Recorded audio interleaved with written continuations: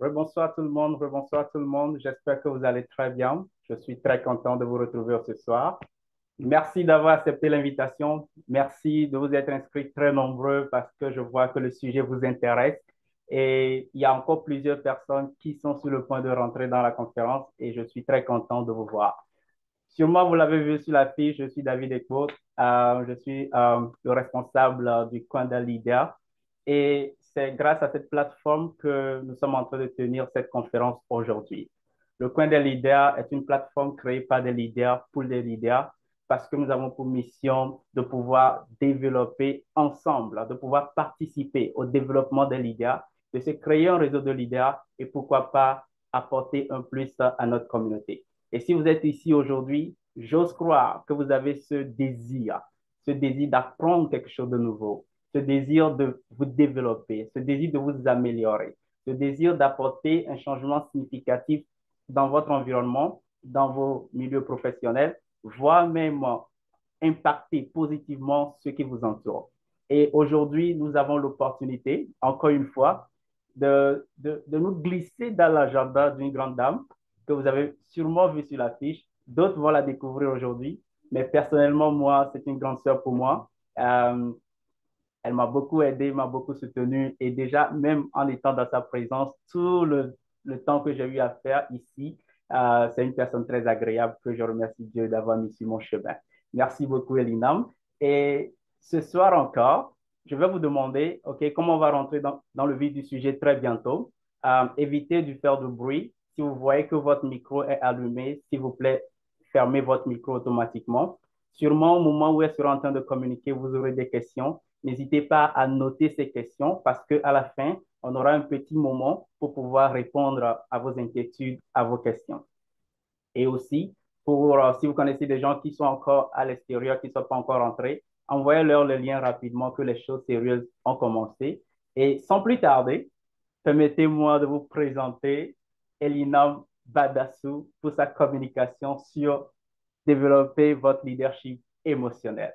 Merci de l'accueillir, Elinam, à vous le plateau. Merci beaucoup, Coach David, pour déjà l'opportunité d'être ici avec vous ce soir et de pouvoir me permettre d'apporter du moins une plus-value dans la vie de toutes ces personnes. Et déjà, j'aimerais vraiment vous féliciter à tout le monde. On est 31 sur l'appel en ce moment. Puis je sais que d'autres personnes vont sûrement se connecter encore, mais déjà, bravo. De là où vous êtes, là, vous pouvez vous donner une bonne main d'applaudissement ou une tape dans le dos pour dire, waouh, je prends le temps d'investir en moi, je prends le temps de pouvoir écouter les gens pour m'aider à grandir, à devenir une meilleure personne, à devenir un meilleur leader.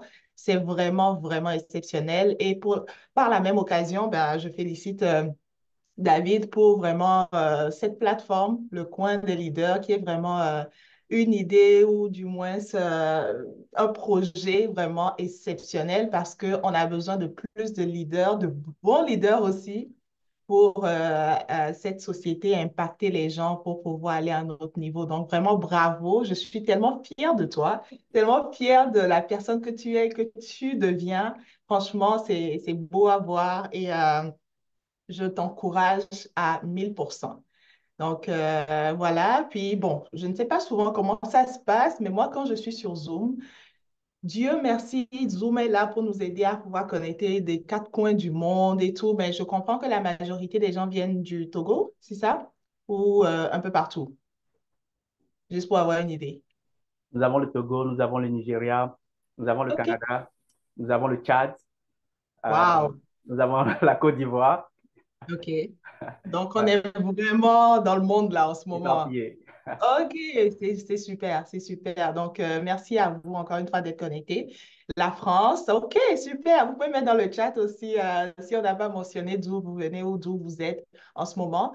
Donc, je vais vous encourager, si c'est possible, OK, à mettre vos caméras parce que c'est toujours mieux parce que ça permet d'être plus attentif aussi, à moins qu'il y ait souci de connexion, ce que je peux comprendre.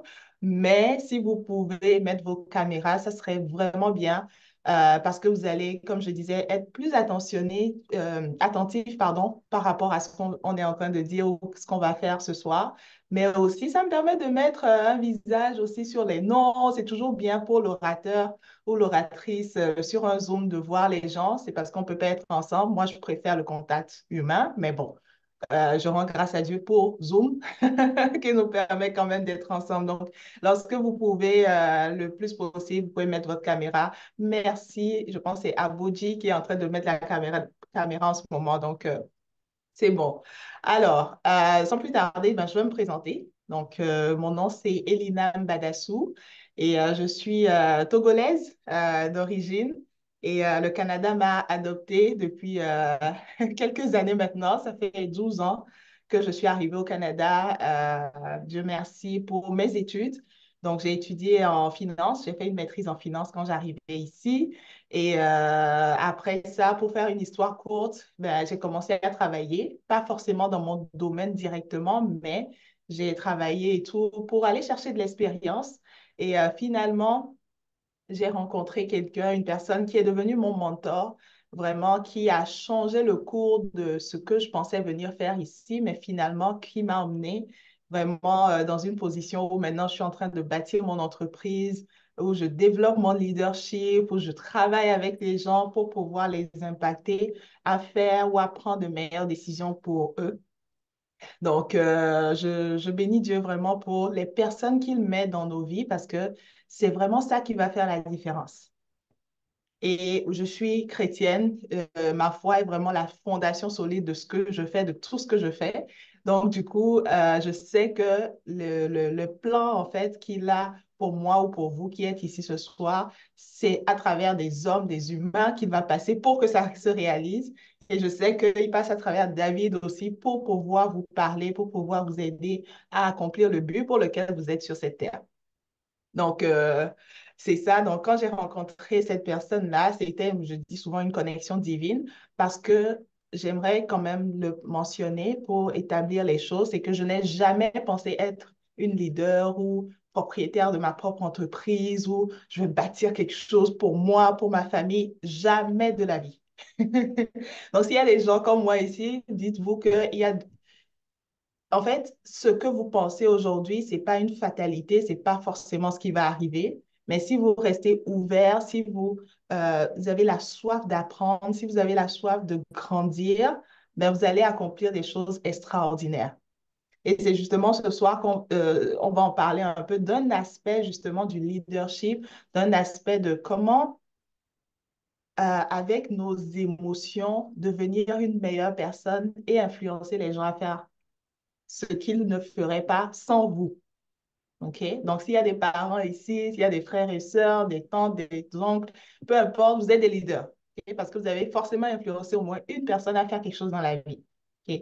Et aujourd'hui, je suis directrice, oui, mais je suis dans le domaine des finances. Donc, j'aide des gens dans leurs finances personnelles au Canada, précisément. Pour l'instant, j'offre pas encore mes services à l'extérieur du Canada, quoique la demande est énorme. Donc, à chaque fois que je parle sur une plateforme, souvent les gens vont me contacter et tout pour des questions, mais malheureusement, pour l'instant, ça va venir. Je suis en train de travailler là-dessus pour des conseils financiers sur comment gérer ses finances, comment travailler sa mentalité par rapport à l'argent, toutes ces choses-là. Mais par-dessus tout, je forme des personnes pour devenir des leaders dans le domaine financier. Je dis souvent des badass à cause de mon nom de famille. En anglais, badass, c'est comme dur à cuire.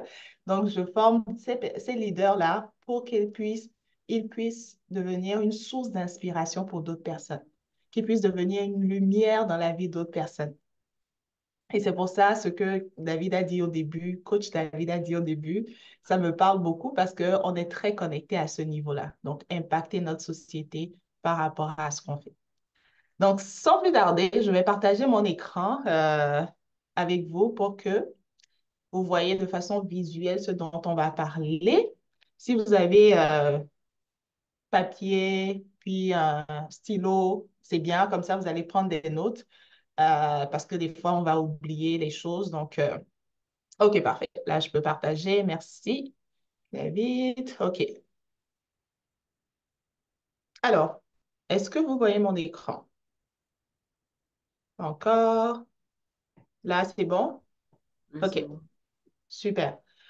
Alors, développer votre leadership émotionnel et ça va tourner autour de la gestion des relations en général et des conflits en tant que leader. Donc, je ne sais pas ce que ça a évoqué pour vous, le sujet, mais je pense qu'on est constamment confronté aux gens. Donc, on a tout le temps des relations à développer ou s'il y a des conflits et tout. Donc, c'est vraiment quelque chose qui est vraiment d'actualité aujourd'hui plus que jamais auparavant, surtout au niveau de l'intelligence émotionnelle. OK? Donc, on va parler vraiment autour de ça et savoir un peu comment est-ce que tu peux développer cela. Et le leadership, je ne vais pas commencer à définir tout ça parce qu'il y a plusieurs définitions, mais le but d'avoir un meilleur leadership, c'est de pouvoir influencer les gens. Comme je disais, ça, c'est une définition que j'aime beaucoup. Influencer quelqu'un à faire quelque chose qu'il n'aurait pas fait sans votre aide, sans que vous ne soyez là. OK? Donc, voilà. La première chose que je vais vraiment toucher, c'est cette citation de Daniel Goleman, qui est, on va dire, le gourou de l'intelligence émotionnelle, parce qu'on va vraiment plus parler de comment développer ton intelligence émotionnelle. Donc, ce qu'il faut savoir, c'est quoi?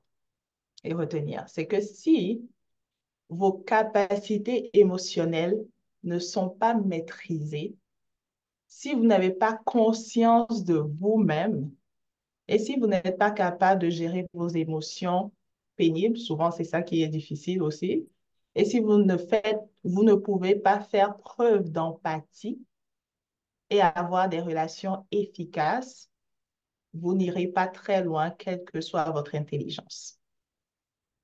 Ça voudrait dire, quelle que soit, je veux dire, intelligence cognitive ou technique sur des choses, etc. Oui, c'est bien, mais si au niveau émotionnel, vous ne maîtrisez pas ces choses-là, ça va rester juste au niveau de votre connaissance et c'est tout.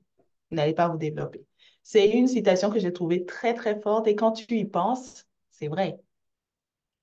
Donc, c'est vraiment un tout, en fait, qu'il faut apprendre et s'améliorer là-dessus. Personne n'est parfait, mais le but, c'est de travailler des aspects de nous. Encore une fois, l'idée, c'est de devenir la meilleure version de nous. Et on ne se compare pas à X ou à Y, on se compare à nous-mêmes hier. Est-ce qu'aujourd'hui, on est meilleur, on gère mieux nos émotions, etc. Donc, ceci dit, c'est quoi l'intelligence émotionnelle?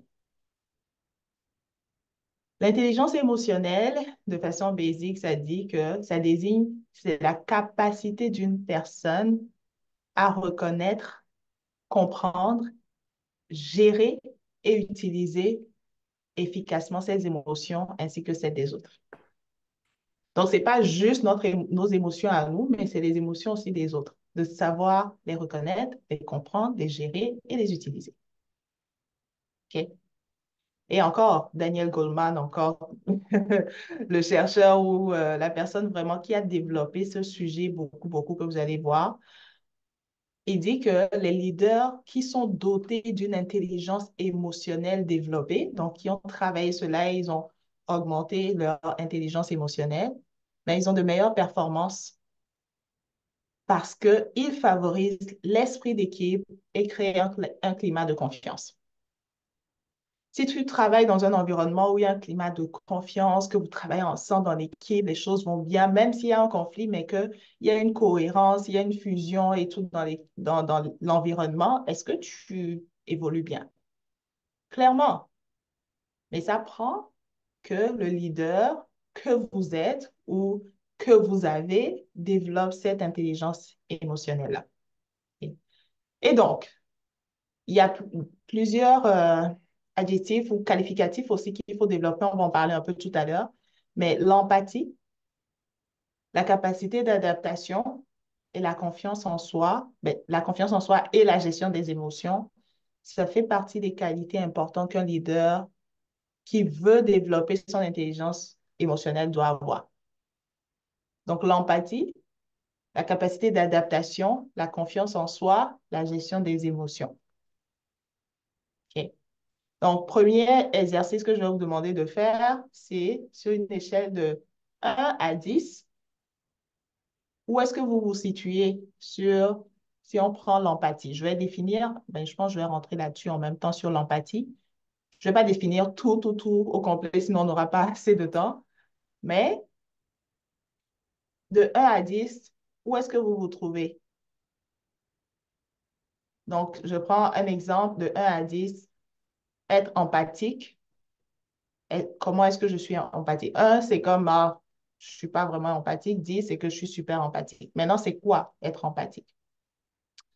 Alors, normalement, c'est après que je vais développer ça, mais je vais le faire en même temps. L'empathie, en fait, ça te permet de comprendre les émotions. C'est la capacité de comprendre les sentiments des autres et partager les sentiments des autres. Donc, un leader qui est empathique peut se mettre à la place de leurs membres d'équipe, donc des personnes avec qui ils travaillent. Ils comprennent leurs émotions, ils comprennent leurs motivations et leurs défis. OK? L'empathie, c'est-à-dire quelqu'un qui est empathique, ça permet de renforcer les relations aussi. C'est un outil vraiment puissant pour pouvoir construire des relations solides. Donc, ça crée un sentiment de connexion et de rapport les uns avec les autres. Et les membres de ton équipe, les membres des personnes avec qui tu travailles ou que tu es, ben, ils se sentent valorisés, ils se sentent soutenus, ce qui conduit à la loyauté et à l'engagement. OK?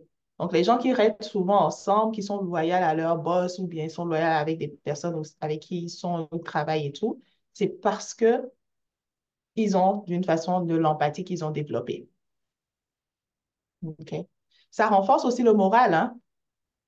Les personnes qui sont empathiques ont un impact positif sur le moral de l'équipe parce qu'ils se mettent à la place des autres.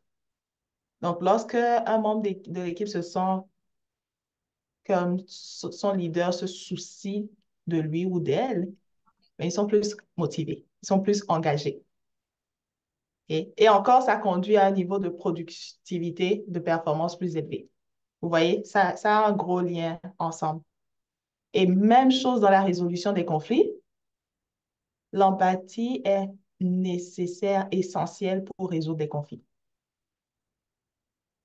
Parce que tu comprends les émotions et les perspectives des deux parties, en fait. Okay? Lorsqu'il y a conflit, il y a deux parties. Donc, en étant empathique, tu comprends cela et tu trouves un terrain d'entente pour faciliter un dialogue, pour faciliter euh, la résolution du problème. C'est bon? C'est compréhensible?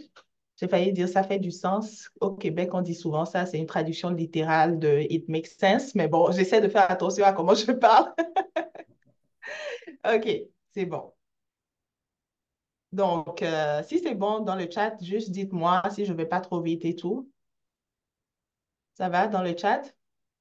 Donc, de 1 à 10, par exemple. OK, je vois un 9 pour l'empathie pour Joseph. OK.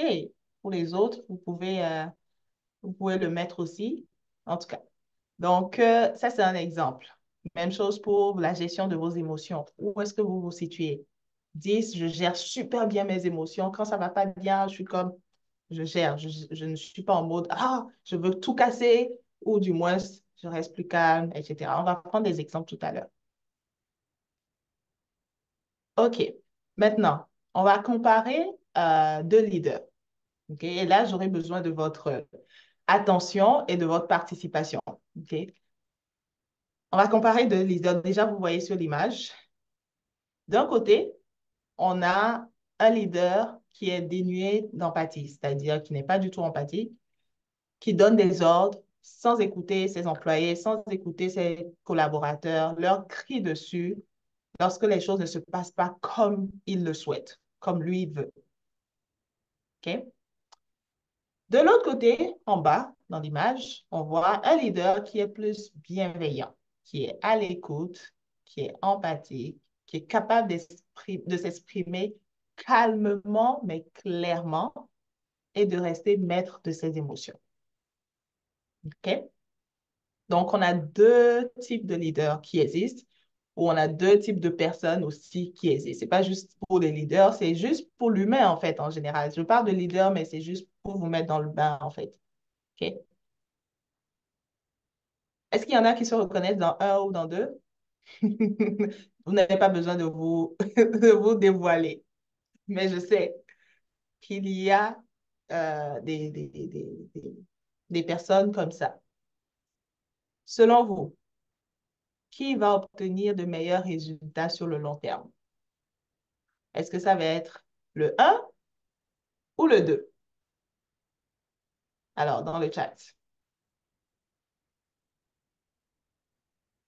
selon vous, est-ce que c'est le leader qui donne des ordres? Donc, quand il donne les ordres, il veut que les choses soient faites comme il faut, comme ça le travail est bien fait?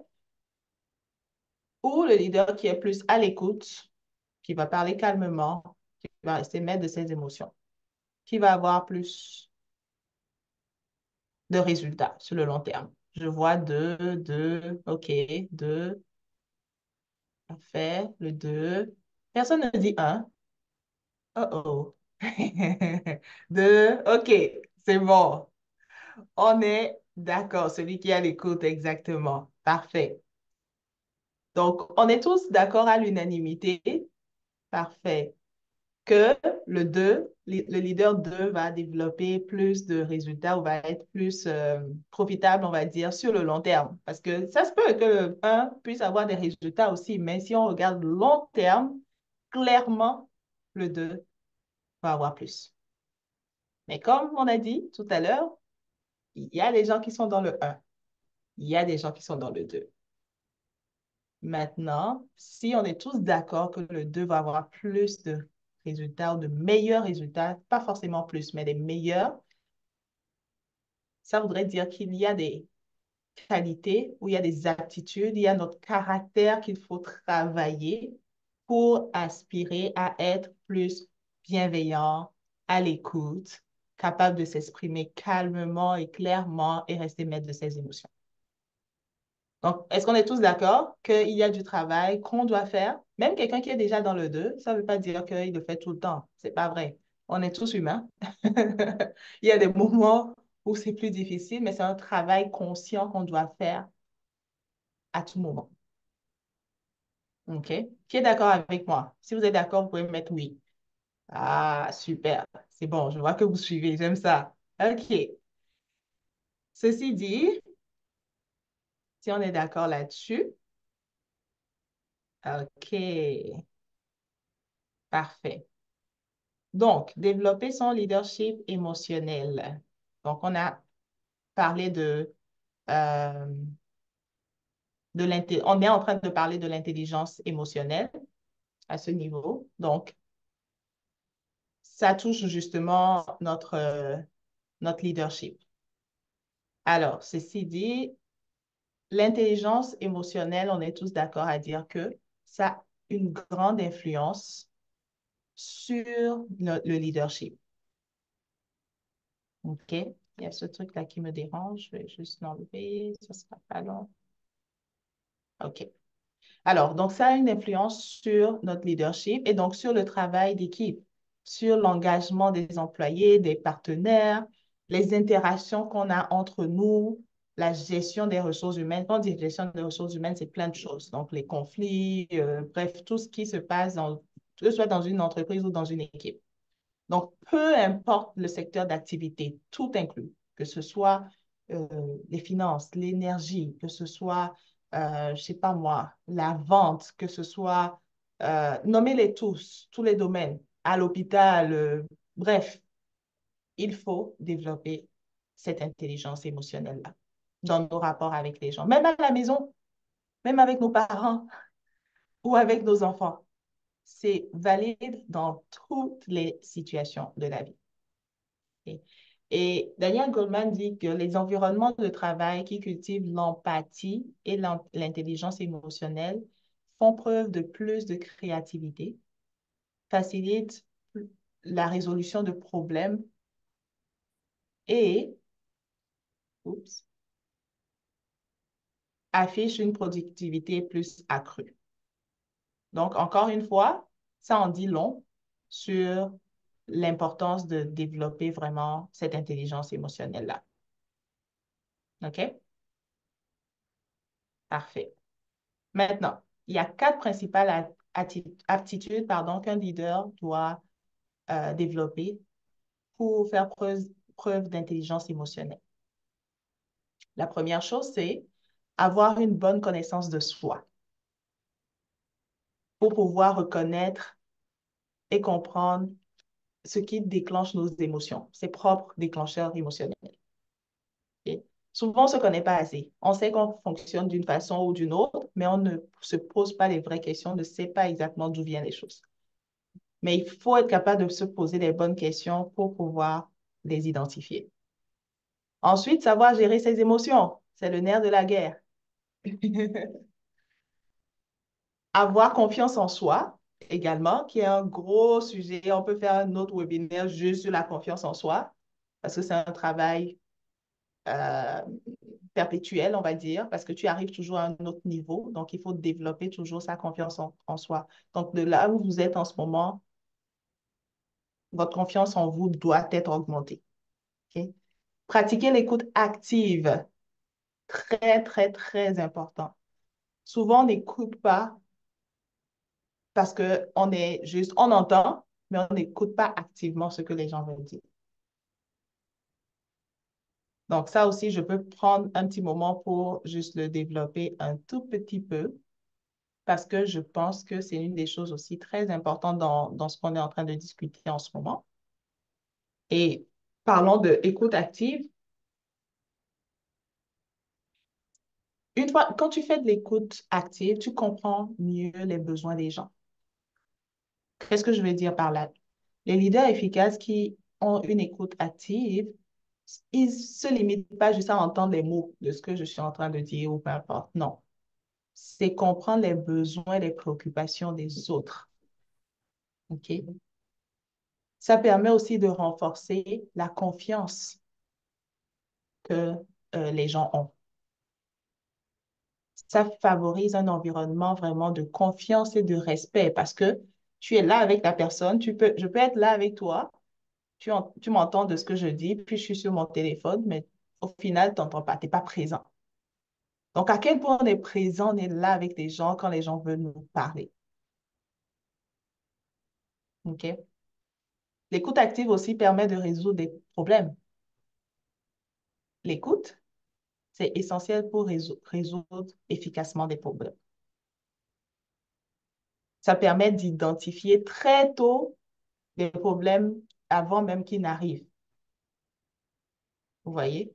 Parce que tu prends le temps vraiment de comprendre les enjeux et ça permet de résoudre également des conflits. Donc, l'empathie et l'écoute active, comme pour un leader, c'est absolument essentiel. OK? Les autres, on peut même les rajouter après. Ensuite, faire preuve d'empathie, j'en ai parlé tantôt. Faire preuve d'adaptabilité également et savoir communiquer et interagir de manière claire et bienveillante. Je pense que vous avez sûrement déjà fait des webinaires sur la communication où ça va venir certainement, qui est aussi une clé vraiment dans le leadership, dans comment parler, communiquer avec les gens. OK? Vous êtes toujours là? OK, super. Je sais que je vous donne beaucoup de choses là, mais j'espère que c'est aussi pratique, hein, que c'est pas trop juste théorique. Mais on va revenir dans des exemples tout à l'heure. Je suis presque à la fin. Alors, comment est-ce que vous pouvez intégrer ces valeurs ou ces choses dans votre leadership, ce qui va vous aider à développer votre intelligence émotionnelle? On a la première clé, on en a parlé tout à l'heure, c'est la connaissance de soi. Ok? La connaissance de soi. J'aimerais demander encore une fois dans le chat, sur une échelle de 1 à 10, où est-ce que tu te situerais sur à quel point tu te connais?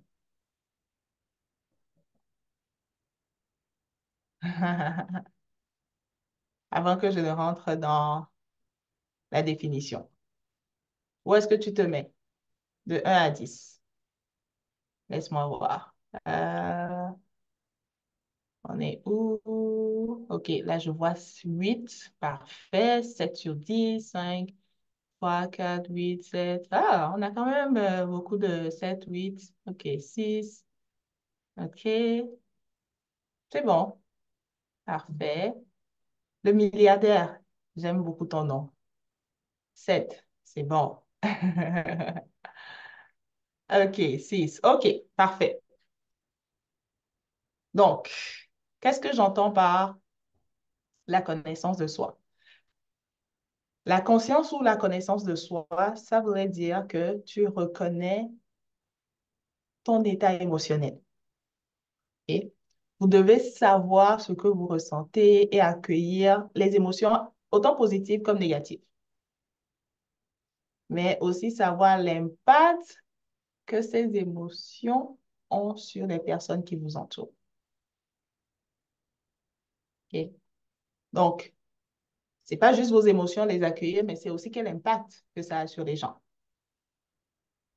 Donc, ça implique également, au-delà de vos émotions, c'est quoi vos forces et vos faiblesses? Et c'est quel caractère vous avez? Donc, ceux qui ont dit 7, 8, 6, peu importe la réponse que vous avez donnée, je suppose que vous connaissez vos forces, vos faiblesses, votre caractère. C'est toujours bon comme exercice à un moment donné de la vie de toujours demander, de vous-même faire l'exercice, mais demander aux gens autour de vous, c'est quoi vos forces et vos faiblesses? Vos forces, ça va vous permettre de voir, ah, OK, je suis bonne dans ça, ou je suis bon dans ça. Vos faiblesses, ça va vous permettre de voir, OK, qu'est-ce que je peux améliorer? OK? Et votre caractère également, il faut que votre caractère soit travaillé pour être meilleur. Donc, posez la question aux gens autour de vous qui vous connaissent pour avoir comme un miroir un peu de qui vous êtes. Parce que des fois, on a une image de nous qui, des fois, n'est pas toujours vraie. OK? Donc, super important. Donc, avoir conscience de ces traits-là, ça vous permet de prendre des décisions plus raisonnées, éclairées et de développer votre confiance en vous. OK?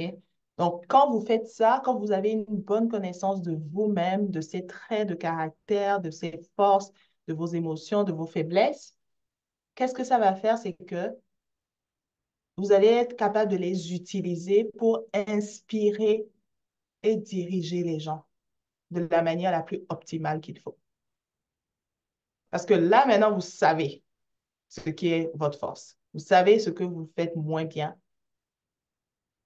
et là, vous pouvez les utiliser. OK? Donc, je prends un exemple. Imaginez qu'il y a une situation, un changement soudain qui arrive, quelque chose qui n'est pas prévu. Comment vous réagissez généralement? Est-ce que vous paniquez ou vous êtes calme? Ça dépend des caractères, des personnalités.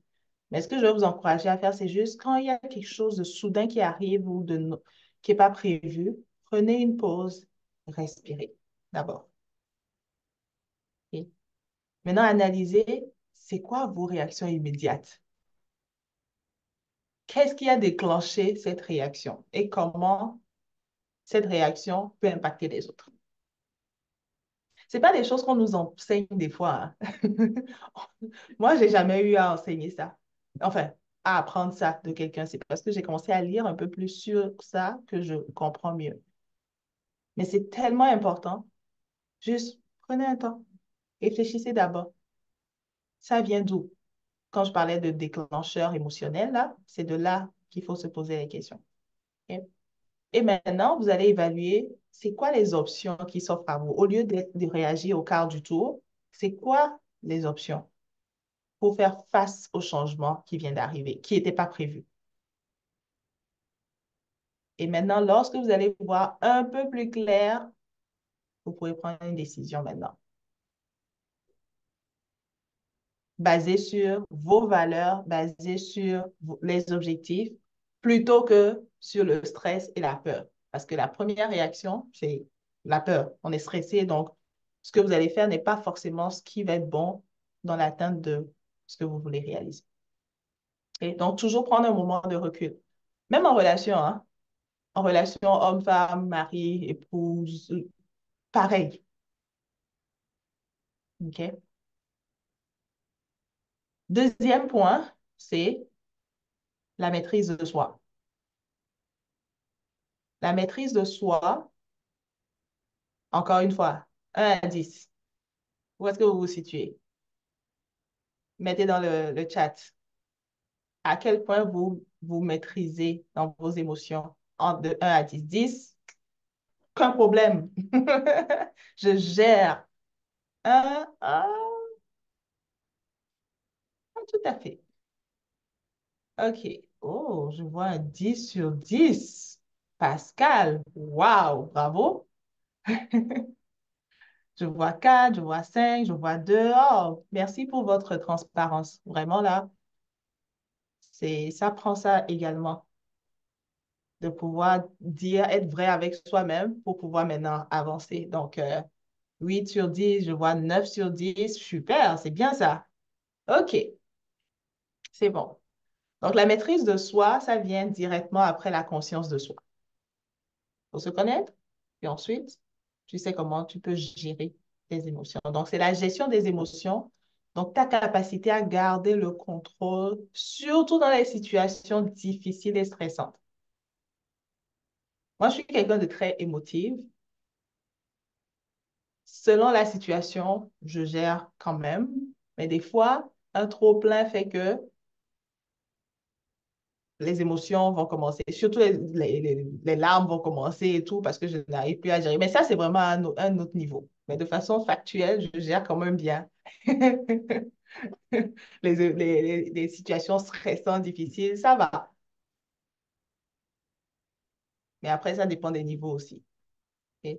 Donc, lorsque vous vous connaissez et vous savez que vous avez de l'influence sur quelqu'un ou que vous êtes comme dans une position de leadership et que où que vous voulez être dans cette position, c'est important de maîtriser vos émotions.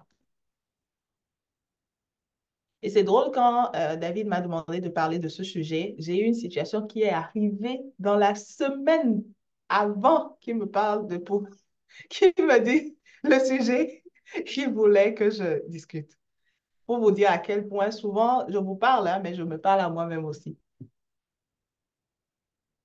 Et quand cette situation est arrivée, j'ai géré mes émotions le plus possible. C'était quand j'étais seule que j'ai commencé comme à pleurer, à être comme, oh my God, pourquoi ça m'arrive? Pourtant, je veux faire la bonne chose pour la personne, mais la personne le prend mal, etc. Bref, vous voyez? Mais quand j'étais face à la situation, c'était comme, OK, on garde le calme, ça va aller, puis seul, après, on se gère. OK? Donc, vous êtes vraiment responsable surtout de vos mots, de ce que vous allez dire dans ces situations difficiles quand c'est en live là. Vous êtes responsable de vos mots et de vos actions. Donc, c'est à vous de gérer comment communiquer avec les autres de la meilleure façon possible. OK? Donc, lorsqu'il y a un conflit avec quelqu'un, ne réagissez pas tout de suite sur le coup de l'émotion ou de l'ego. Parce qu'on sait, l'ego là, ça prend tout de suite l'ascenseur. Ou attaquer verbalement la personne, ou vous prenez une décision impulsive. Non, non, non, non. Prenez le temps, encore une fois, de faire une pause, de réfléchir à la situation de manière objective, de voir, OK, qu'est-ce que vous-même, peut-être vous avez fauté aussi. Que s'est-il passé exactement? Comment régler le problème de manière apaisée? OK? Et laisser l'émotion redescendre tranquillement et après, vous allez prendre les mesures nécessaires. Il n'y a rien de bon qui se fait dans le chaud, chaud, chaud, là. Là où nos nerfs sont comme en haut. Non. OK? C'est comme ça que tu développes ton leadership émotionnel. Ensuite, la troisième clé, c'est la conscience d'autrui. On en a parlé un peu tantôt, l'empathie. La conscience d'autrui. Donc, en dehors du fait de se connaître, gérer ses émotions, l'intelligence émotionnelle implique de déceler les émotions de ceux qui travaillent avec vous ou pour vous, ou les gens avec qui vous êtes. Donc, on parle d'empathie. OK? Comme leader, vous devez avoir la capacité de vous mettre à la place des autres, de décrypter, de savoir un peu leur langage corporel, comprendre leurs besoins. leur motivation et leurs freins. Et ça se travaille, ça s'apprend au fur et à mesure. Donc, vous devez être capable de pouvoir les soutenir, leur donner votre point de vue de façon honnête lorsque quelque chose ne fonctionne pas aussi, tout en étant respectueux. C'est comme ça que vous allez créer un environnement harmonieux et sain. OK? Donc, je prends un exemple pratique pour ça également. Vous devez annoncer une nouvelle dans votre organisation ou bien dans un événement ou dans un projet ou peu importe. Vous devez annoncer juste une nouvelle aux gens avec qui vous êtes ou que vous travaillez. Ben, lorsque vous le faites, lorsque vous parlez, soyez attentif au comportement des gens. OK? Les soupirs, peut-être quelqu'un qui regarde vers le bas, peut-être un silence. En tout cas, des trucs comme ça, là, ça montre que les gens ne sont pas totalement réceptifs à votre message. Donc, il faut savoir lire aussi entre les lignes et voir comment les gens réagissent vis-à-vis de ce que vous êtes en train de dire. Il ne faut pas juste dire parce que c'est une nouvelle, puis c'est fini. Non, non, non, non. OK? Et le quatrième point, c'est les compétences sociales. C'est quoi les compétences sociales? C'est qu'il faut que vous entreteniez de bonnes relations interpersonnelles avec les gens. Sans pour autant vous faire marcher dessus. Ça ne veut pas dire que vous êtes gentil, puis tout le monde peut faire ce qu'il veut de vous. Non. Il faut savoir entretenir de bonnes relations, de bonnes attitudes sociales.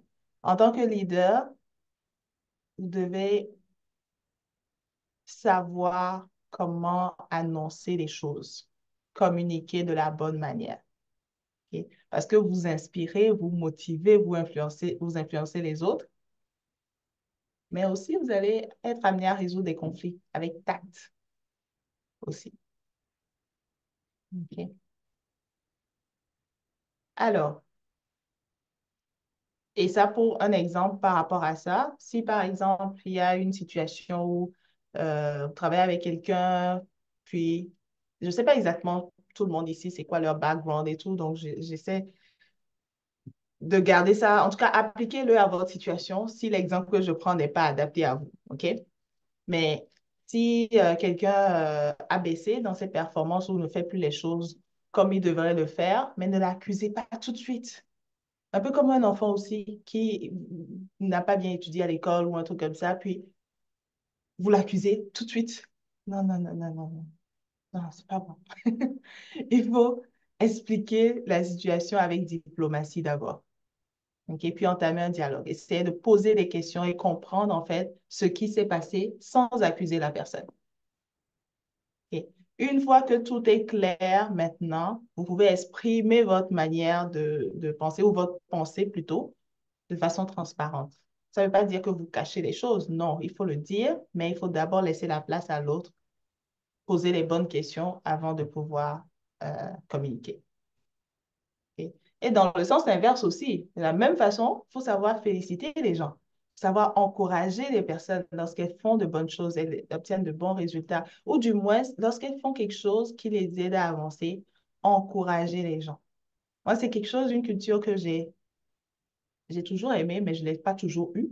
Parce qu'on ne se fait pas tout le temps encourager, que ce soit dans nos cultures ou bien dans sur nos lieux de travail, etc. Mais quand j'ai commencé à travailler dans ma compagnie et tout, et le niveau de reconnaissance, c'est juste waouh. Et ça encourage, ça te permet de te dépasser, ça te permet de faire plus. Et tu fais la même chose avec les gens autour de toi. Parce que les gens veulent être encouragés. Tout le monde veut ça. OK. Alors, juste à cause du temps, je n'ai pas voulu poser la question pour chaque, mais posez-vous la question pour chaque chose aussi. Où est-ce que vous êtes rendu? Ok. Alors, ce que je vais vous encourager à, on a parlé de beaucoup de choses, mais s'il y a une chose que vous devez retenir dans les 4 points tout à l'heure, c'est vraiment prenez le temps de vous connaître, savoir c'est quoi vos émotions, votre caractère, comment vous réagissez face aux émotions, l'impact que ça a sur les gens, comment gérer vos émotions, donc votre maîtrise de soi, ne pas être au vu de tout ce qui se passe. Quand ça va, c'est super, quand ça va pas, c'est moins. Non. Ok. La connaissance d'autrui, donc être empathique, se mettre à la place des autres et développer de bonnes relations interpersonnelles, donc les compétences sociales. Et c'est comme ça que vous développez votre leadership émotionnel, votre intelligence émotionnelle. Et gardez toujours en tête les deux types de leaders qu'on avait dit au début. Tout le monde a choisi le 2 parce que le 2 va avoir de meilleurs résultats. Donc, pour être le 2, il faut développer ces aptitudes-là. Ok? Donc, comment est-ce que tu fais ça? Justement, ça touche ma conclusion. Ben, chercher des opportunités de formation et de développement personnel pour renforcer vos compétences en leadership émotionnel. Comme exactement ce que vous faites ce soir. Je pense qu'il est 20h50 GMT, puis il est 22h en France, en Europe. Franchement, encore une fois, félicitations. Parce que vous faites la chose qu'il faut pour pouvoir grandir, pour pouvoir vous améliorer. Donc, cherchez ces opportunités. Si vous les cherchez, ça va venir à vous. Donc, les opportunités d'apprendre, de se former, OK? Participer à des ateliers, des séminaires, des cours en ligne sur des sujets tels que la communication, la gestion du stress, la résolution des conflits et le développement de l'empathie. C'est pas une chose que tu fais une fois où tu m'entends aujourd'hui, puis c'est fini. Non. Parce que dans une semaine, si je vous demande, peut-être que vous n'allez pas vous rappeler de tous les points. Et c'est pour ça aussi, c'est important de réviser ces notes après. Troisième chose, c'est rechercher des mentors ou des coachs qui peuvent vous fournir des conseils, des feedbacks personnalisés sur votre développement comme leader. Et Coach David est là, justement pour vous. OK? Je le vois, il prend des notes et tout. C'est ça, en fait, un leader, ça montre l'exemple. Encore moi, aujourd'hui, quand je suis dans les formations, je prends des notes parce que je sais que je vais apprendre d'autres personnes pour pouvoir m'aider et aider d'autres personnes. Et l'idée par l'exemple, là, ça, c'est numéro un. Donc, recherchez des personnes, des mentors, des gens qui vont vous aider, vous donner des vrais feedbacks, pas des choses que vous avez envie d'entendre. Les gens, on aime trop juste être avec les gens qui vont nous conforter dans ce qu'on fait, qui vont nous dire, oh, OK, tu es correct, tu es bien. Non, non, non. Voilà, c'est important d'avoir des gens qui te disent la vérité, qui te disent que, ah là là, ça ne fonctionne pas. Faut aller te poser des questions, faut aller voir d'où ça vient, cette façon de réagir quand on te dit quelque chose. Ok? Parce que ça vient de quelque part. Et tu corriges. Ok? Et le dernier point, c'est mettre en pratique ce que vous apprenez en cherchant des occasions de mettre en œuvre ces nouvelles compétences. Et réfléchir aussi à quand une situation est arrivée, sur vos expériences, comment vous pouvez en tirer des leçons.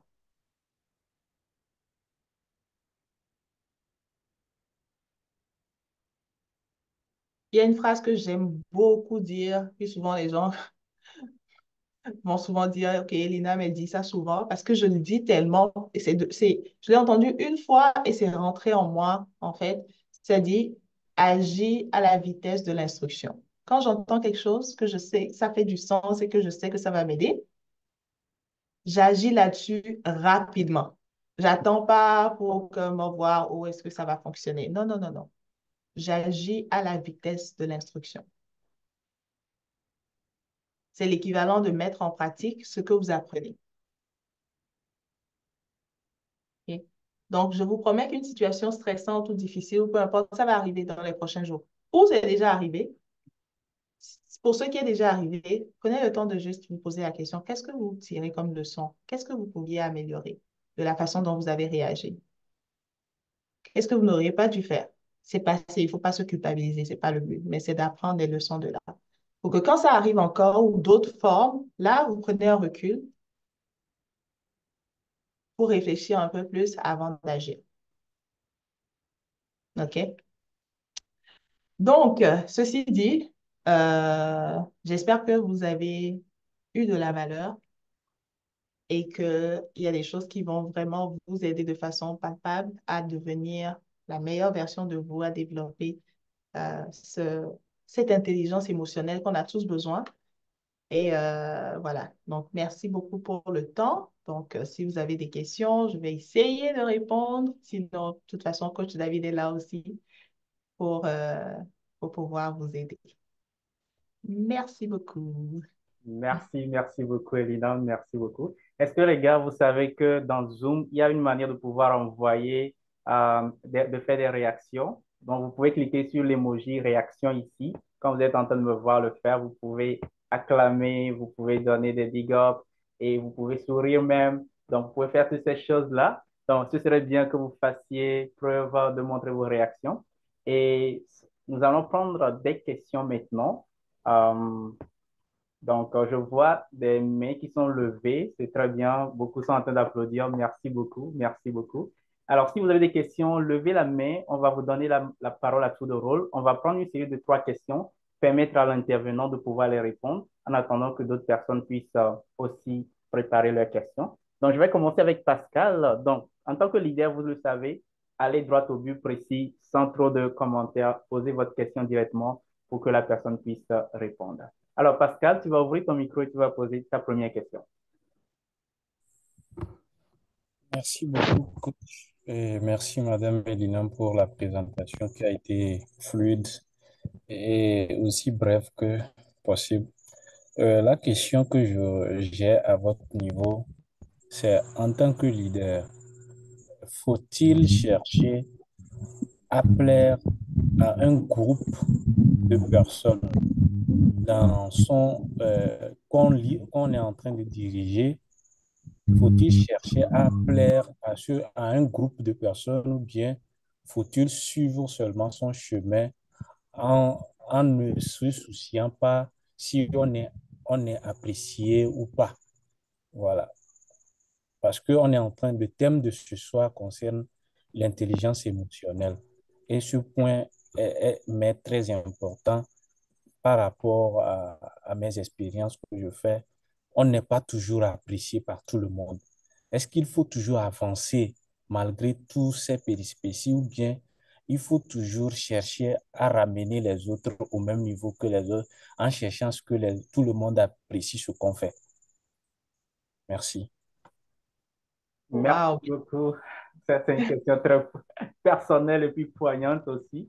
On va aller avec Naïm. Naïm, tu peux démuter ton micro et puis poser ta question. Oui, bonsoir. Bonsoir.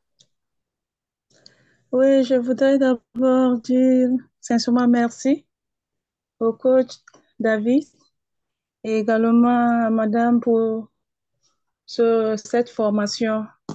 Et pour vous dire vrai, je me suis retrouvée dans beaucoup de colonnes. Et en tant que leader, cette formation me permettra de vraiment travailler sur moi-même et chercher à ce que je puisse comprendre mon entourage. Bon, ma question est de savoir, en tant que leader, et que si ton employé ou ton entourage se comporte mal envers toi, comment peux-tu te prendre?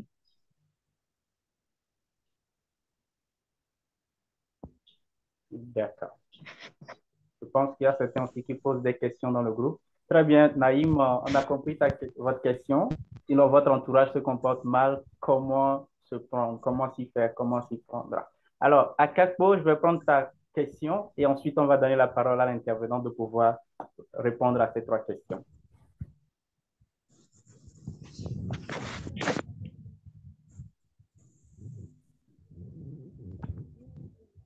Oui, vas-y, tu peux parler.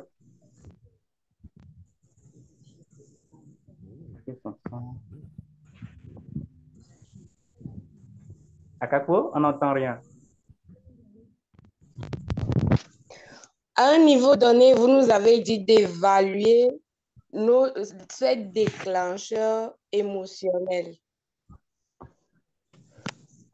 Voilà. Vous vivez avec quelqu'un qui sait bien, qui vous connaît très bien, il sait que crier sur vous vous déclenche.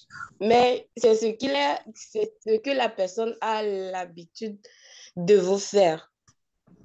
Et vous essayez de maîtriser, de le comprendre ou bien de le prendre comme ça, mais il continue. Est-ce que se séparer de cette personne, c'est de s'avouer vaincu ou bien on doit toujours continuer à vivre avec cette personne, vivre dans l'amitié là, ou bien c'est ça ma question. Ou bien c'est moi plutôt qui manque de me maîtriser. Je pense que notre conférencière a une idée précise de ce que vous voulez dire. Et donc, je suis sûr qu'elle va pouvoir vous répondre. Avant de lui donner la parole, s'il vous plaît, j'ai Madame Guylaine Duguay dans la salle que je salue sa présence. Fait que, à la fin de cette série de questions, je vais aussi vous donner la parole de pouvoir poser votre question. Merci beaucoup. Donc, Elina, vous avez la parole. Alors, la première question, si je me rappelle bien, si tu l'as bien noté, David, tu pourras me dire, mais en tout cas, la question c'était, est-ce qu'on doit plaire à tout le monde? Si je peux résumer ça ainsi. Donc, je pense que c'est Pascal, Monsieur Pascal, qui a posé la question. Merci beaucoup pour cette question. Et je vais faire ça bref. Dans le leadership, ce qu'il faut comprendre, c'est que tu ne plairas jamais à tout le monde. Ça, là, il faut juste le comprendre, l'accepter, puis avancer. Parce que si tu veux plaire à tout le monde, tu ne vas pas pouvoir euh, non seulement atteindre tes objectifs, mais tu ne vas pas pouvoir exercer ton leadership comme ça se doit. OK? Donc, dans l'atteinte d'un objectif, en fait, pour dire vrai, là, le leadership, souvent, les gens vont prendre ça comme une domination. Ah, je suis au-dessus des gens, ou bien ces gens travaillent avec moi, donc du coup, ils doivent se soumettre à mon... Non, c'est pas du tout ça. C'est plutôt un art, en fait, que tu cultives à travers toutes ces aptitudes-là. On a juste parlé d'un pan, justement, du leadership aujourd'hui par rapport à l'intelligence émotionnelle, mais c'est en fait un art d'influencer, de persuader les gens à travailler ensemble dans la réalisation d'un objectif commun. C'est vraiment ça, c'est un objectif commun, généralement. Donc, chaque personne a quelque chose qui va prendre dedans, mais à la fin de la journée, on s'en va tous dans une direction.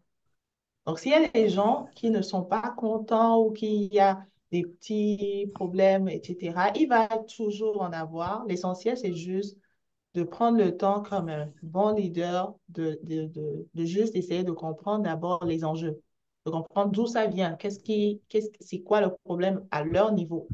Si tu fais cette démarche d'abord pour savoir qu'est-ce qui se passe et que euh, ça persiste, là, ça, c'est à leur niveau. Tu ne vas pas diminuer tes standards pour conforter les émotions ou bien l'envie d'autres personnes. Non, parce qu'un leader aussi, c'est lui qui porte la vision. Il a une vision et il travaille dans le but d'atteindre cette vision. Il travaille avec des gens, mais il faut comprendre, il faut faire la différence, la part des choses entre accomplir quelque chose ensemble et plaire aux gens avec qui on veut le faire. Il y a une grande différence. Donc, ce n'est pas du tout ça, le fait de maîtriser ses émotions, se connaître, toutes ces choses que j'ai mentionnées. Ça ne veut pas dire que tu vas plaire aux gens. Non. Ça veut être empathique. Voilà, des fois, on peut penser qu'être empathique, c'est plaire à la personne. Non, non, non, non, non, non. Tu peux te mettre à la place de la personne pour essayer de comprendre qu'est-ce qu'elle veut, qu'est-ce qu'elle vit ou qu'est-ce qu'il pense pour pouvoir juste comprendre d'abord la personne et ensuite avancer. Ça ne veut pas dire que tu fais les choses pour être dans le même sens que la personne ou pour lui plaire. Je ne sais pas si ça fait du sens. Donc, le but d'un leader, ce n'est pas de plaire à ses collaborateurs ou à son entourage. Pas du tout. Quand on tombe dans le fait de plaire aux gens, ben, ça démontre aussi un manque de confiance en soi. Ça démontre d'autres choses qu'il faudrait travailler, en fait. OK? Donc, j'espère que ça a répondu à ta question, Pascal. Désolée, je vous tutoie. C'est l'habitude ici au Canada. Pardon. Je sais qu'en Afrique, on vous voit quand on ne connaît pas quelqu'un. Donc, pardonnez-moi. Alors, la deuxième question, c'est de Naïm. Votre entourage se comporte mal. Que faire en tant que leader? OK. Alors, quand l'entourage se comporte mal, mais après, ça dépend de quelle situation. Je ne sais pas si, Naïm, tu peux préciser un peu plus, mais si je dois répondre de façon vraiment générale, quand quelqu'un se comporte mal, c'est quoi aussi ce comportement, tu vois? Parce que, encore une fois, tu contrôles deux choses. Tu contrôles ton attitude vis-à-vis de la personne et tu contrôles tes actions vis-à-vis de la personne. Tu ne peux pas contrôler comment quelqu'un d'autre va réagir ou bien l'attitude, son comportement peut-être mauvais là. Tu ne peux pas le contrôler. Tu peux essayer d'aller comprendre d'où ça vient en posant des questions, si ça vient de toi, que tu as fait quelque chose et tout. Ça, c'est dans un dialogue. C'est justement parler pour comprendre un peu. Mais ta réaction à toi, c'est toi qui la contrôle. Ça fait partie justement dans ta gestion de tes émotions. Même si c'est de la personne qui vient te provoquer, c'est toi qui dois contrôler la façon de réagir. Mais si tu veux que ça s'arrête ou que la personne n'est pas en train de faire la bonne chose, ça, c'est là où il faut établir un dialogue. Et le dialogue, ça va se faire à travers une écoute active. Donc, on doit devenir des professionnels pour poser des questions, en fait, et poser les bonnes questions. Parce que des fois, on ne sait pas poser des questions, on ne sait même pas poser les bonnes questions. Donc, pour essayer de comprendre. Et ensuite, des fois, c'est pas trouver forcément une solution. C'est parce que des fois, les gens ne veulent pas avoir une solution parce qu'ils sont pas prêts émotionnellement. OK? Donc, c'est ça aussi qu'il faut cultiver, savoir quand donner des conseils et quand attendre que la situation se calme avant de revenir pour pouvoir donner des conseils ou des instructions, des choses comme ça. C'est bon? Naïm, ça va? Oui, non, si je peux expliquer un peu la situation que j'ai gérée pour vous permettre de bien me situer, si vous me permettez. Oui. Oui, au fait, moi, je suis directrice d'une organisation qui travaille également sous la présidence. Donc, il y avait une situation qu'on avait gérée où le président m'avait appelé pour me soumettre une situation. Il y a une personne qui voudrait adhérer à notre organisation, mais comme moi, je travaille avec une équipe, il m'a demandé si possible que cette personne peut joindre à notre équipe. Mais avant de prendre ma décision, il faudrait en parler d'abord à mon équipe. Et c'est ce qui a été fait hier. Donc, il y avait un de nos éléments qui m'avait dit, quand j'ai eu le retour de mon équipe, j'ai dit, bon, merci d'avoir répondu au président, mais je vais l'appeler pour lui également donner le feedback de l'équipe. Et un de nous avait dit, pourquoi moi, je donne beaucoup confiance aux gens? Parce que la personne où le président avait demandé son adhésion est son oreille. Mais si moi, je repartirais encore envers le président pour lui donner le feedback de l'équipe, ça ne devrait pas être bon. Je dis, bon, le président, même si la personne est l'oreille du président, mais le président, comme il m'a appelé pour me demander, il faudrait également lui donner le feedback de l'équipe. Mais pourquoi? Qu'est-ce qui est derrière ton intention pour que toi, tu nous dis que non, de ne pas repartir envers le président? Ce qui nous lie avec le président, c'est le travail. Le travail bien fait, l'honnêteté et Et s'il me demande de repartir envers lui après avoir après avoir l'adoption de l'équipe, mais toi, seule personne, pourquoi tu opposes? Il dit non, il ne m'autorise pas, il ne permet pas ce que moi je repars pour dire au président. Je dis non, non, non, en tant que son collaborateur, en tant que chef, je dois repartir envers lui pour lui donner le feedback et ce que l'équipe a dit. Entre-temps, quand je disais ça directement, il dit, bon, comme moi, je ne veux pas l'écouter, le gars, on avait fait audioconférence. Le gars avait claqué pour quitter la ligne. Aujourd'hui, il y avait l'AG. Quand le monsieur est arrivé, il s'est mal comporté à tel point que il a refusé de même de nous saluer d'abord. Et il a fait comme si ce sont les inconnus qui sont à sa présence et non des êtres humains. Moi, je l'ai observé seulement. J'ai fait que sourire.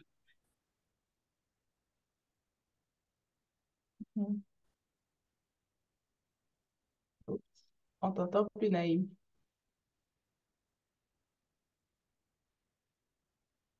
OK.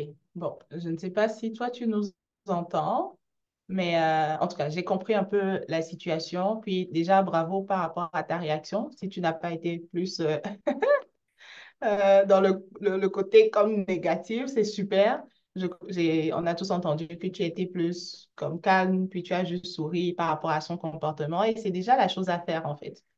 C'est déjà ça, de pouvoir gérer justement ses émotions, parce que tu aurais pu te fâcher aussi, parce que effectivement, c'est pas forcément une bonne réplique. Bon, on a perdu Naïm, je crois.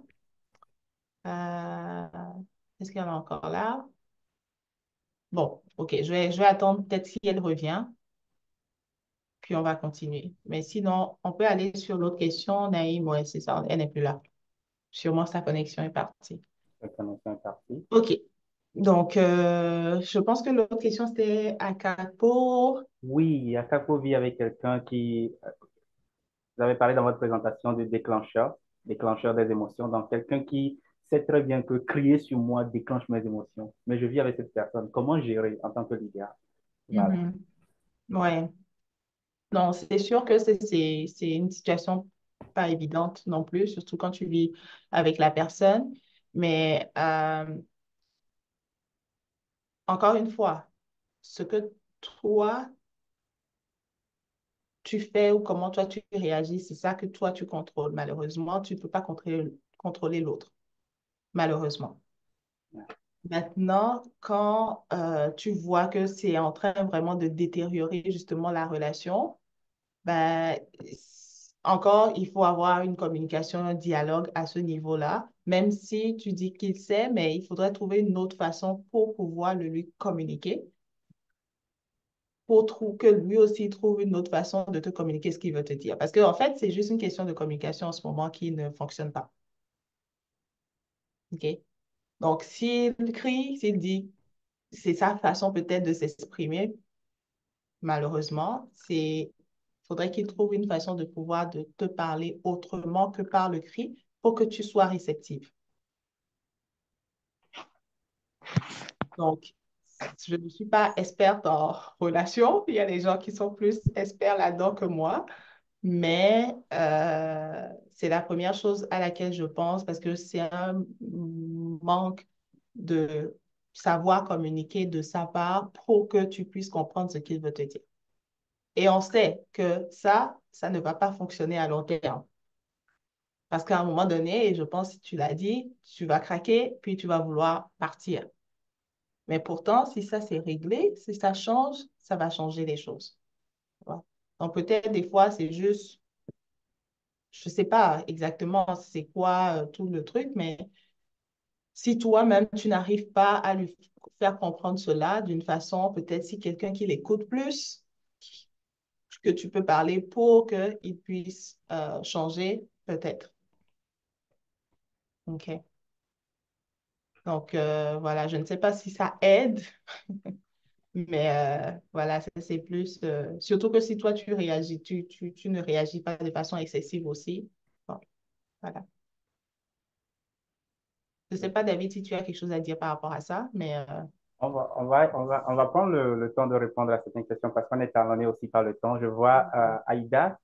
Aïda qui avait levé la main et qui l'a reversée. Aïda, tu peux poser ta question. J'ai aussi Guylaine qui va poser sa question. Donc, est-ce que Aïda est là? Voilà. Et, bonsoir, coach David. Bonsoir. Bonsoir, Madame Elina. Bonsoir. D'accord. Merci beaucoup pour toutes ces connaissances que vous mettez à nos dispositions, parce que mine de rien, elles sont gratuites, mais elles vont beaucoup nous aider, que ce soit dans le domaine professionnel ou au quotidien, dans nos quotidiens de chaque jour. Alors, ma question est celle-ci.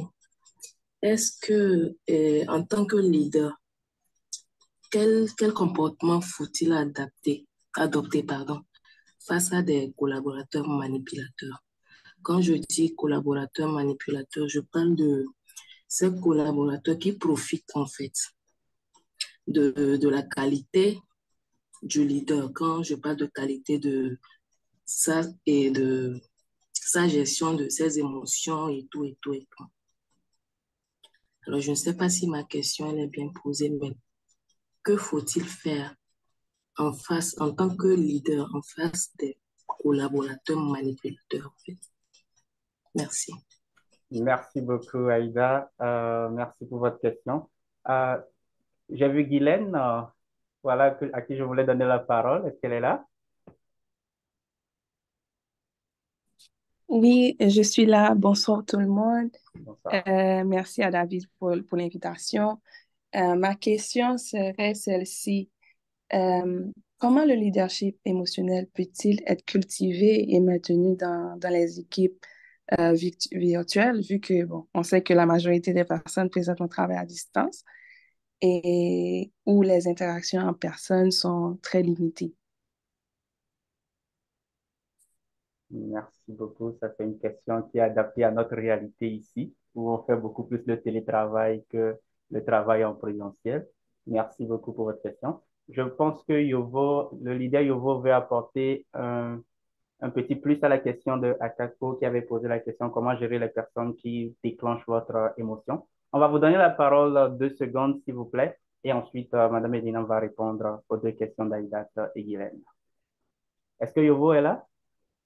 Oui, bonsoir tout le monde, bonsoir les leaders, bonsoir, je pense que c'est Madame Elinam pour votre conférence. Merci beaucoup. J'aimerais intervenir un petit peu par rapport à la question de notre sœur Akako qui parlait du fait que elle est avec quelqu'un qui, de sa façon de réagir, la personne crie des fois sur elle. Et vous allez voir que la plupart de ces cas-là, c'est des gens qui se sont élevés seuls et c'est des gens qui se sont confrontés aux difficultés de la vie, qu'ils arrivent à surmonter seuls les difficultés. Donc, ce qui fait que c'est des gens qui ont développé cette capacité-là de répondre à tout et d'être toujours sur les défensives. Donc, comme notre conférence l'a dit, c'est la communication qui peut arriver ou bien qui peut aider notre soeur à résoudre ce problème. Tant qu'elle n'arrive pas à communiquer ce qu'elle ressent convenablement à son ami, il ne saura jamais qu'il est en train de la blesser. Dans ce cas-là, notre soeur doit tout faire pour appeler son ami et parler ouvertement de la manière dont ses agissements, ses comportements, ses attitudes la blessent. Si elle n'arrive pas à faire ça, je pense que cette amitié-là ne peut jamais aller loin. D'accord? Donc, la réponse, la solution à cela, c'est la communication. Voilà. Sinon, elle ne peut pas, elle peut se maîtriser n'importe comment. Mais ça va arriver à un moment où elle va craquer. Et là, le leader, dans le leadership, ce n'est pas permis à un leader d'arriver à un moment de craquer devant des situations. Donc, la meilleure des choses, c'est d'arriver à communiquer avec son ami. C'est ce que j'aimerais ajouter.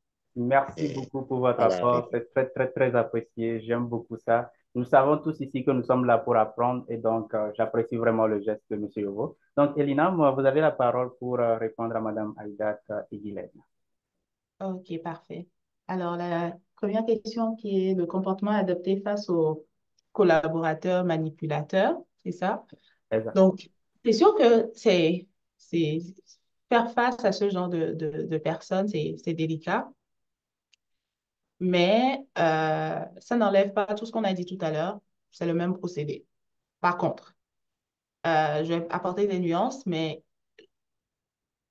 souvent, c'est aussi ces personnes vont vous pousser à bout parce que justement, vous savez que ils vous manipulent et tout. Mais la clé, c'est vraiment de toujours rester calme et professionnel. OK? Donc, encore, éviter de réagir de manière vraiment juste par rapport aux émotions parce qu'ils veulent susciter des réactions émotionnelles pour pouvoir utiliser ça à leur avantage. Donc, en restant le plus calme et professionnel possible, vous montrez que vous n'êtes pas affecté par leur tactique, en fait. Même si, au fond, vous l'êtes, mais voilà, il ne faut pas le montrer. OK? L'autre chose, c'est vraiment aussi fixer des limites qui sont vraiment claires pour vous. Très important, parce que les gens, justement, peuvent profiter du fait que vous voulez bien faire, vous voulez comprendre, etc. Mais il y a des choses vraiment qu'il ne faut pas être prêt à accepter. Ou des choses, ouais, c'est ça, prêt à accepter, ne pas accepter, les deux. Donc, il faut vraiment être ferme par rapport à vos attentes en matière, pardon, de comportement. Donc, il ne faut pas céder non plus à ces manipulations et tout là, parce que non, non, non, non, non.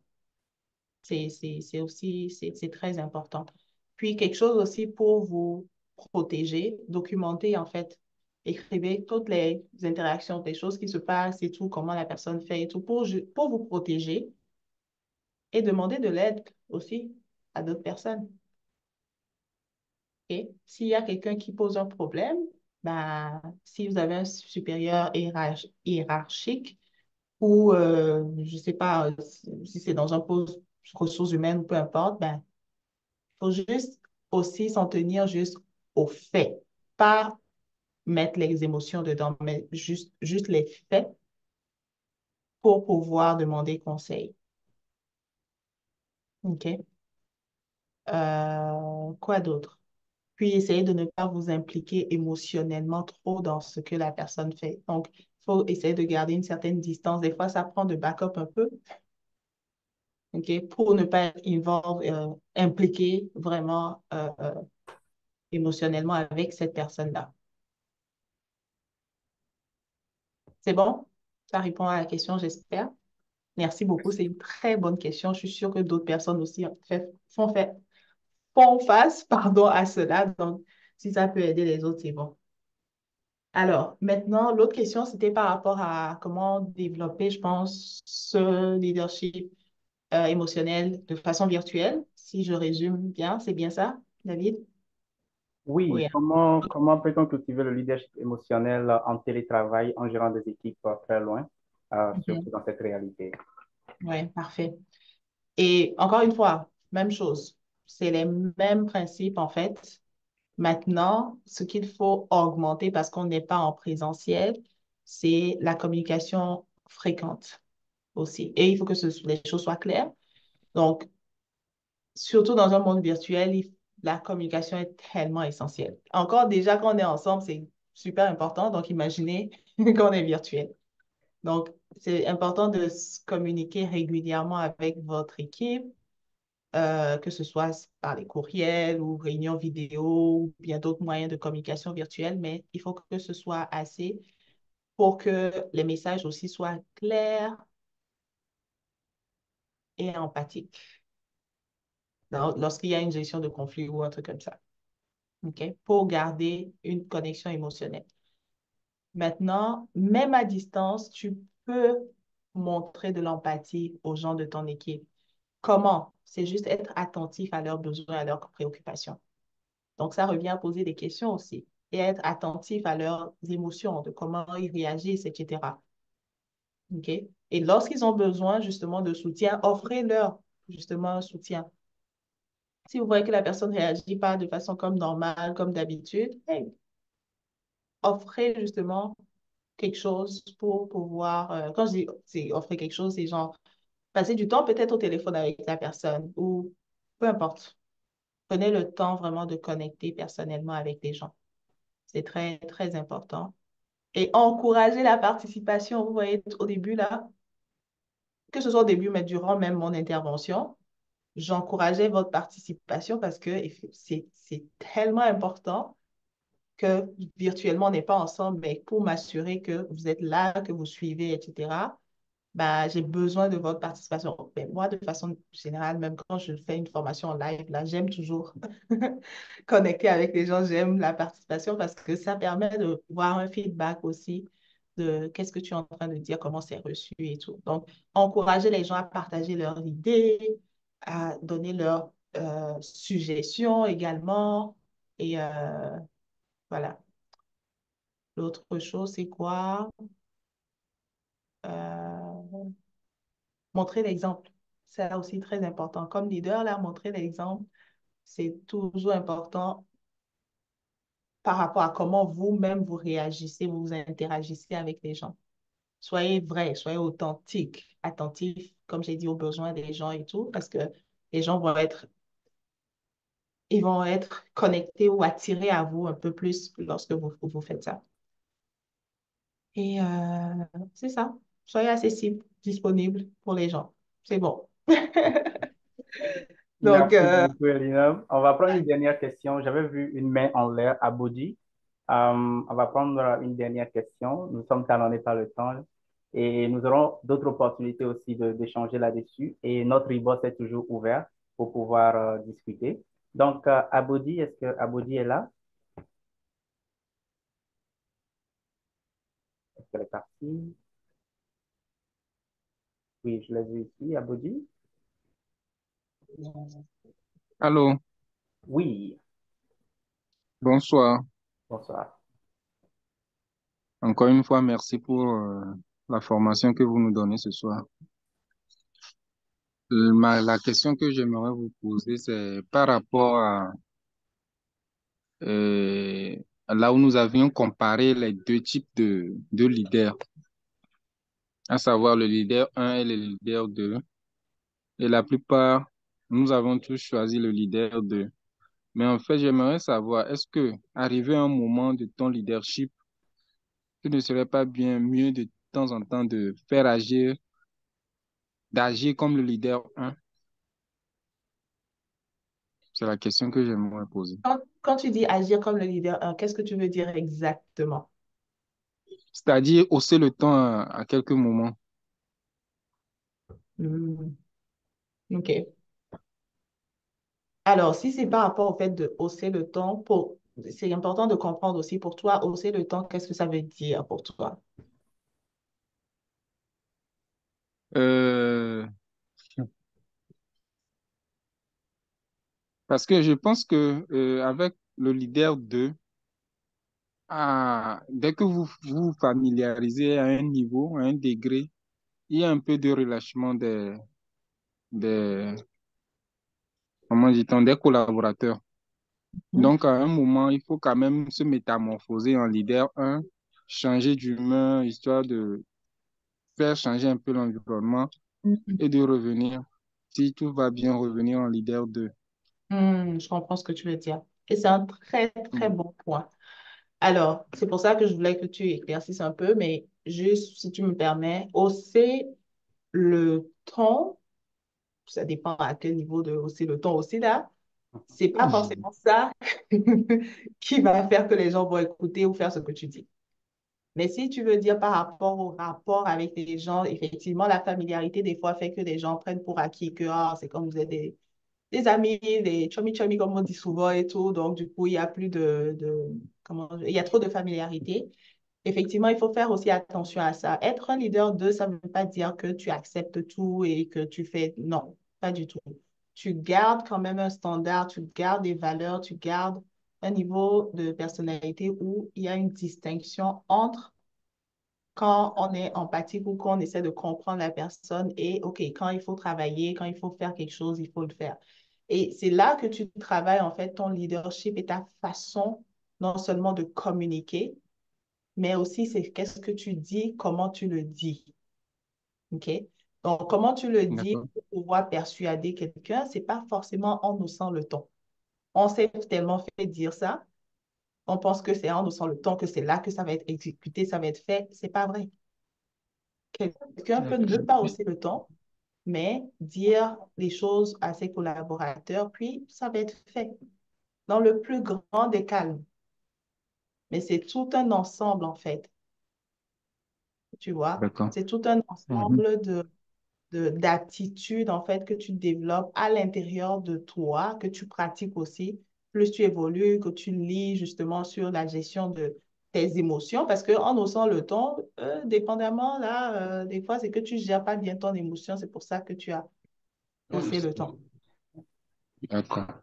D'accord. Tu vois ce que je veux dire? Oui. Donc, c'est vraiment, ça peut paraître théorique, hein, mais au contraire, c'est vraiment dans la pratique.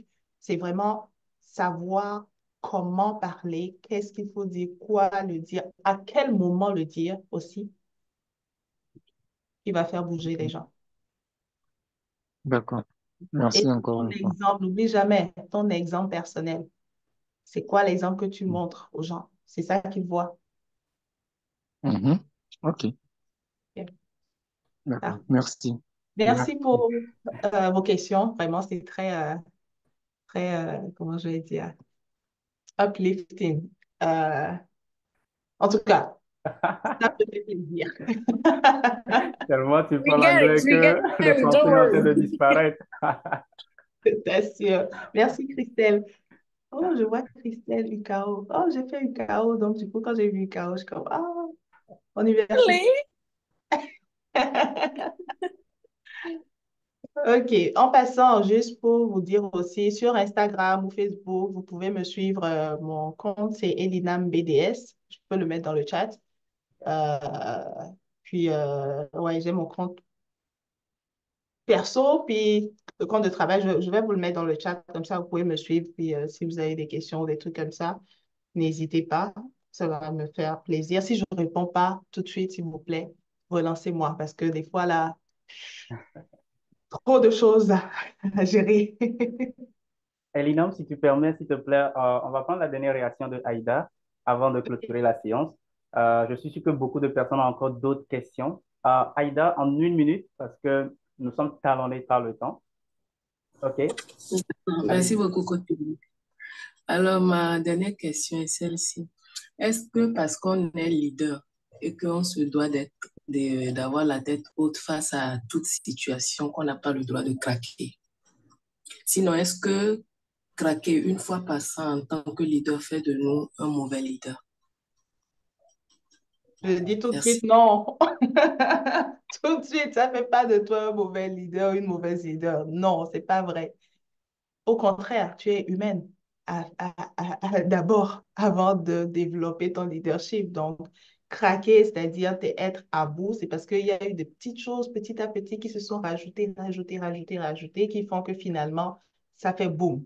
C'est normal, c'est humain. Mais Merci beaucoup. comme dans toute situation, oui, tu peux être dans un moment de, on va dire, faiblesse ou que c'est même pas de la faiblesse, non, honnêtement, c'est parce qu'il y a eu une accumulation. Mais l'important, c'est comment tu te relèves et à quelle vitesse tu te relèves. Je vous ai donné mon exemple la dernière fois quand la situation est arrivée, ça m'a tellement fait mal, ça m'a tellement touchée dans mes émotions, j'ai pleuré tellement. Mais c'est pas pour autant que ça enlève qui je suis, en fait. C'est juste que c'est une situation qui est venue m'affecter. Puis après, j'ai compris que moi aussi, j'avais mon tort. J'ai bien réfléchi, j'ai parlé avec des personnes qui étaient capables de me faire voir les choses d'une autre façon. Et là, je sais comment faire face à la situation, puis me relever, puis let's go. Tu vois, ça ne fait Merci pas de beaucoup. toi une faible ou non, pas du tout. Mais c'est important de veiller sur sa santé mentale aussi. Donc, il faut D'accord. voir aussi qu'est-ce qui a emmené, qu'est-ce qui a fait. Il ne faut pas laisser accumuler des petites choses comme ça souvent parce que sinon, à un moment donné, tu vas craquer, tu tu vas rester dans le craquage et c'est pas ça qu'on veut. OK? Mais c'est aussi Merci beaucoup de important vos conseils. d'entourer des bonnes personnes, des gens qui vont nous tirer vers le haut quand on en a le plus besoin. Merci. Merci pour la question. Waouh! Franchement, vous me bénissez, hein? Franchement, je suis comme waouh! Merci beaucoup, David. Vraiment. Merci Elinam, c'est très apprécié. Je remercie Kofi, je remercie Yovo, Abodi, Alain le milliardaire, David, Igori, Joseph, Derek, Germaine, Foggins, Esther. Il y a tellement beaucoup de personnes. Vous étiez très nombreux à vous inscrire et on était une cinquantaine sur la plateforme aujourd'hui. À la fin, certains se sont retirés, mais je suis très content que vous êtes restés jusqu'à la fin. Nous aurons encore d'autres séances à l'avenir et beaucoup de thématiques qu'on va aborder sur cette plateforme Le Coin des Leaders. Je vous demande simplement d'être connecté et vous pouvez aussi m'envoyer, pour tous ceux qui ont mon numéro, m'envoyer vos réactions en inbox et je me ferai le plaisir de partager ça avec Elina. Le temps est contre nous. Je vous dis un sincère merci et je vous dis à mercredi prochain pour une prochaine séance. Au revoir tout le monde. Au revoir. Bye bye, coach. Au revoir.